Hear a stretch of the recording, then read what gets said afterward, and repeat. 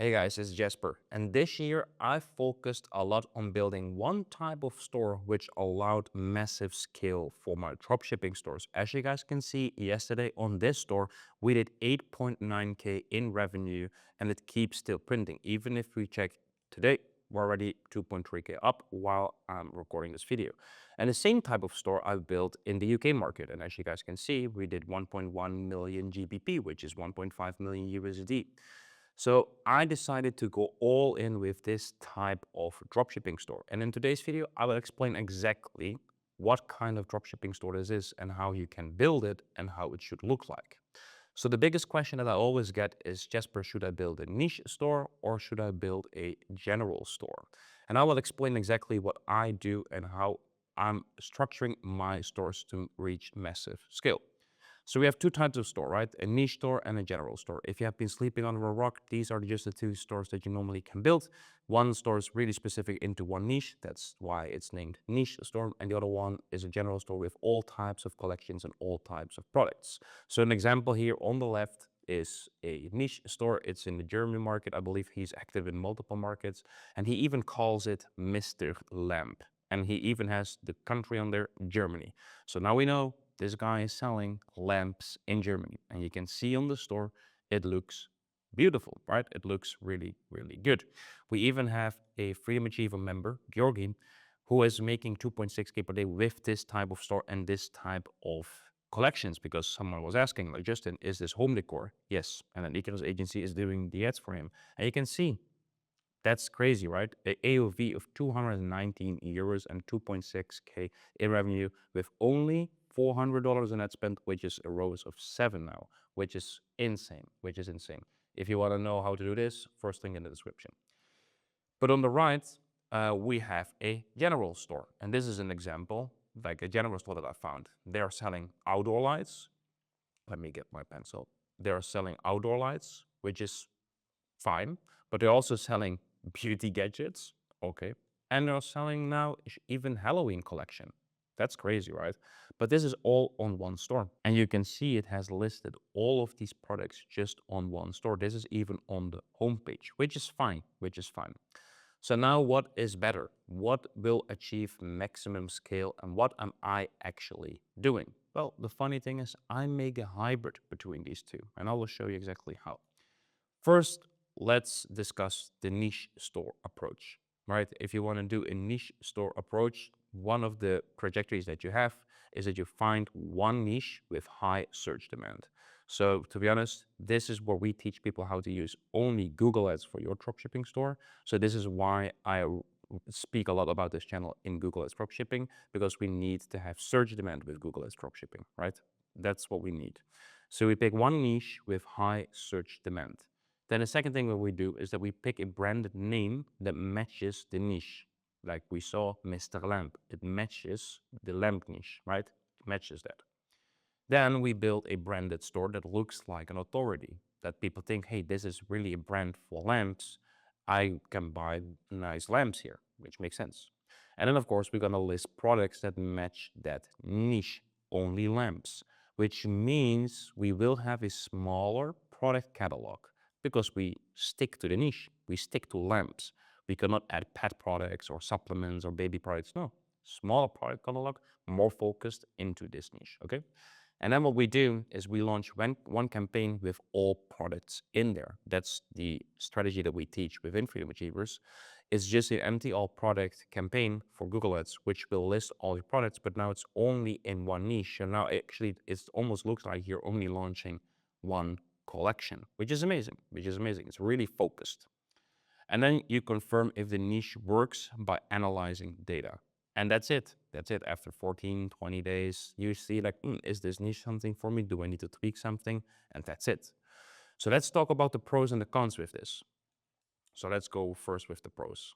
One of the pros is, of course, higher conversion rate, because you can be an authority. People see that you have this branded name. People love this style, and it will probably have a higher conversion rate. That's what I see. It also builds more trust because you look like the authority. People think that you're specialized in this typical niche and that you know exactly what you're doing. And then, of course, it's easier for supply chain. If you're managing this all with a private supplier, then it's really easy to have one type of product collections, because then the supplier can be specialized in this niche as well, which is amazing, because you will have great home decor or lamp niche suppliers, and you can work with them and you can build a great relationship. And then, of course, you can have a branded customer journey on every branded packaging you can use. You can even thank you cards with everything based on the niche. People will love that, okay? Then the cons. Well, one of the cons that I see is that it limits the amount of products you can test. Because if you want to test way more products outside of your niche, you can forget this when you have Mr. Lamp, for example. If the niche does not work, you need to rebuild. And I've seen this so many times happening. Like, we have 460 people in Freedom Achievers. People are doing this all the time. They think they go into the, let's say, the wireless mouse niche. That's what they do. They see that a lot of people are searching for wireless mouses, and then they build a whole store around wireless mouses. But then they find out it's not a lot of search volume actually on Google. It's a low AOV, so it's not something you can scale. And then they're like, shit, but I was called MrWirelessMouse.com, right? I think this is a great example. I think that's stupid. So now you need to rebuild everything, probably maybe even need to close the store, and then you need to start over again. If you're doing dropshipping with Google, you know how precious a store is that's approved with your Google Merchant Center. You don't want to throw this away. That's such a shame. And of course, not every niche works the same in different markets. So what I see, for example, what Mr. Lamp is doing great, he's expanding into multiple markets, let's say UK, Poland, Switzerland, all these kind of markets. But the sentiment in the market is completely different compared with the other. So if you have something that's selling, for example, in Australia, and you think, let's go, I will put this now as well in the US, it could be that it is completely not working. That's something you need to take in consideration. Because, for example, now in Australia, it's getting summer. Who is buying outdoor, like indoor lamps? Maybe now you need to focus a lot on outdoor lamps. While in the US, it's becoming winter, dark and cold. People will stay inside. So more lamps from inside. That's something you really need to take in consideration when you're building a niche store, okay? So with the general store approach, we do it a little bit different. We find one collection with high search demand, not one niche. You're listing collections. Then we pick a general name that can mean literally anything. It can mean anything. Like, even if you think about Zara, Google, Yahoo, Amazon, it doesn't mean anything. Literally, doesn't mean anything. It could be anything. Well, then of course, we build a general store with a premium team. And this is for me really important, because this is how you can still look like a authority in the space. You can still look premium without going crazy with all the colors, okay? Then we list products that match the collection, but in the end, we will have multiple collections and a big catalog, which is great. We can have home decor, we can have fashion, we can have pet supplies, we can have literally everything if you have nice navigation between your collections. And I will show you in a minute how that will look like. Then we launch one campaign with all products, which will be like all products will be in one campaign. That's what we do. It's a PMAX campaign. And then we confirm if the store converts by analyzing data. So we don't check if the niche is working, that's the difference. We confirm if the store converts. Because I can tell you, if you have 200, 300, 400 general products with all in demand, you will start getting clicks and momentum and sales. But now you need to know, is my store actually selling? Because the big bottleneck with this one is your store. Does it have a lot of authority? Does it have urgency, scarcity? Does it have the social proof? Normally with a niche store, you don't need to worry about that much, because you show already the authority already, all right? So let's talk about the pros and the cons of this. One of the big pros that I really love, especially when you're doing Google Ads dropshipping, is build a big catalog. Google loves a big catalog, actually. It loves it. Like, the PMAX campaign loves a lot of SKUs because it can test a lot. I love this stuff. You're also flexible in the testing type of products. If you want to test indeed home decor products, you can do this. If you want to do fashion, you can do this. If you want to do pet products, you can literally do this. And you can also adapt easily. If it's not working for you, within a minute, you have different collections going on. You can switch the whole store around. You don't need to throw it away. You can literally just adapt pretty easily. And of course, you can play the volume game. I love this on Google as dropshipping. I don't know if you're doing Facebook as dropshipping, if that's something you want to do in 2025, 2026, because I think that's a little bit outdated. But man, with Google, it's still a blue ocean. It feels like 2018. You just put a lot of products on your store and it will rip. So let's talk about cons. One of the biggest one that I've seen is supply chain management. Supply chain management is crazy because you have one supplier that now needs to source a lamp, then a dress, and then a keyboard, and then some glasses. The supplier gets crazy. Supplier gets crazy. I can tell you that. But it's doable. It's doable. Then, of course, customer service management. For example, if your customer service manager is now explaining to someone how a manual works from the keyboard, that is different than, for example, what kind of sizes do you need for a dress? Like the questions that the customer service gets is like completely different than within a niche store, right?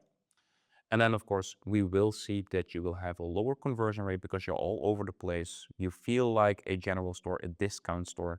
Normally, these stores have lower conversion rates, okay?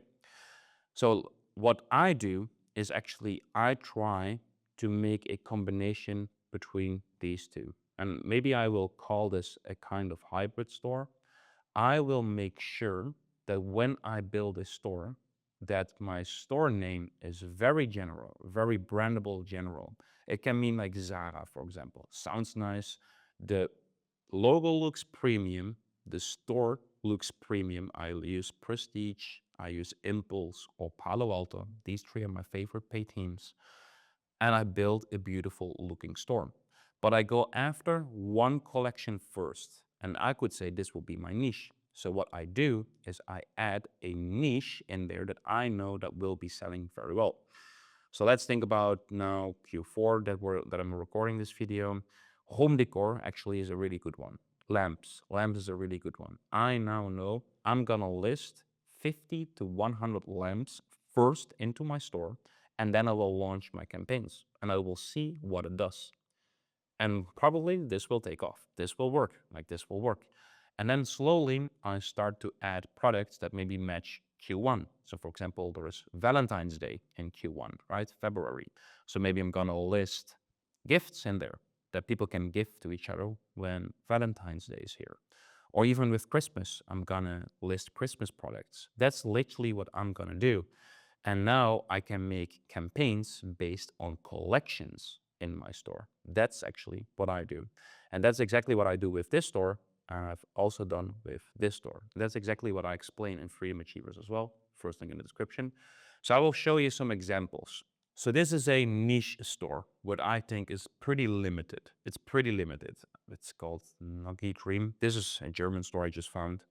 And it has all these, yeah, I don't know, like stuffed pets. It's crazy. Like it's all kids stuff, which I think is great in Q4. To be honest, I think this is great in Q4. People love to gift this, and as you guys can see, it's getting some momentum as well, which is great. Which is great. So yeah, as you can see, this is how it looks like. I still think that the product page is terrible. I don't know why. This is so small. Like this is not how you should build your niche store. This is not how you should build your niche store. Literally, if you say something with dream, you should have like these small Z's that shows that someone is sleeping, and that you see kids sleeping with the product. This doesn't make any sense. But this is a good example of a kind of niche that I would tap into in Q4. But now you're limited. What are you gonna sell? You're like Nuggy Dream, like what you can indeed maybe only sell products that people can sleep with. That's it. Of course, then we have Mr. Lamp. That's a beautiful website. I think I don't know if he has some momentum. Yeah, decent.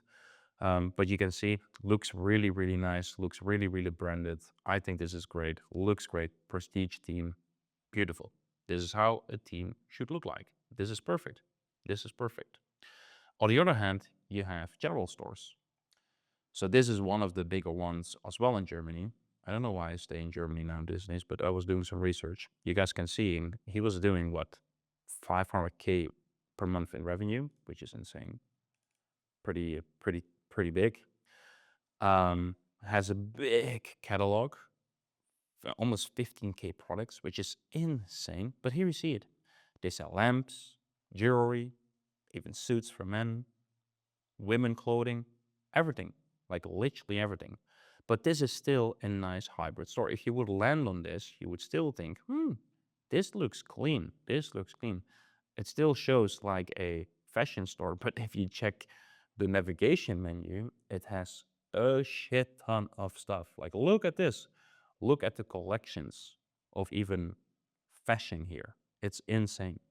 So that's what they are doing really, really well. Let me see if we can check the product page out. So for example, this one, yeah, you can see this is exactly how I built my store. It looks still branded. I think this one looks even better.